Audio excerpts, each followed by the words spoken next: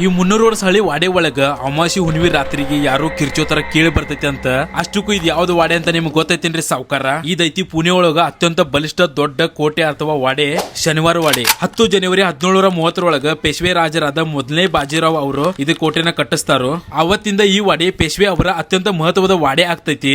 ಆದ್ರೆ ಇದ ವಾಡೆ ಒಳಗ ಒಂದು ದೊಡ್ಡ ಅನಾಹುತನ ಆಗಿಬಿಡ್ತೈತಿ. ಇಲ್ಲಿ ಮ್ಯಾಲ ಹತ್ತಿ ಬಂದ್ರ ಶಾಹಿ ಮೆಹಮಾನರಿಗೆ ಇರೋ ಸಂಬಂಧ ಮಾಡಿರೋ ನಗರಖಾನ ಐತಿ. ಫುಲ್ ಎಲ್ಲ ಇದು ಕಟ್ಟಿಗೆದೈತಿ. ಅವಾಗ ಹೆಂಗಿತ್ತು ಇವಾಗೂ ಹಂಗ ಐತಿ. ಆದ್ರ ಈ ವಾಡೆ ಮೊದಲ ಒಂದಲ್ಲ ಎರಡಲ್ಲ 7 ಅಂತಸ್ತಿನ ದೊಡ್ಡ ವಾಡೆ ಐತಂತ.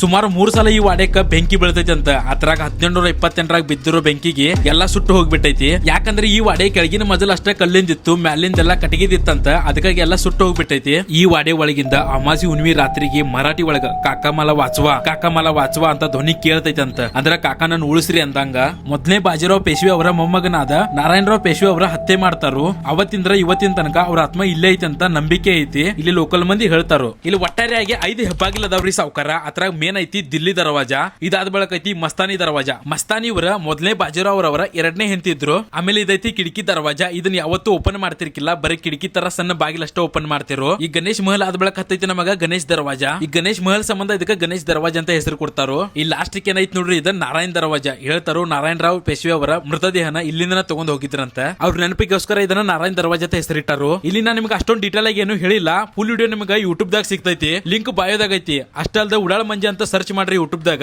ಚಾನಲ್ ಸಿಗ್ತೈತಿ. ಹೋಗಿ ವಿಡಿಯೋ ನೋಡ್ರಿ, ಸಬ್ಸ್ಕ್ರೈಬ್ ಆಗ್ರಿ. ಮತ್ತೆ ಭೇಟಿಯಾಗೋನು. ಇಲ್ಲ ಫಾಲೋ ಬಟನ್ ದಡಲ್ ಅನಸ್ರಿ.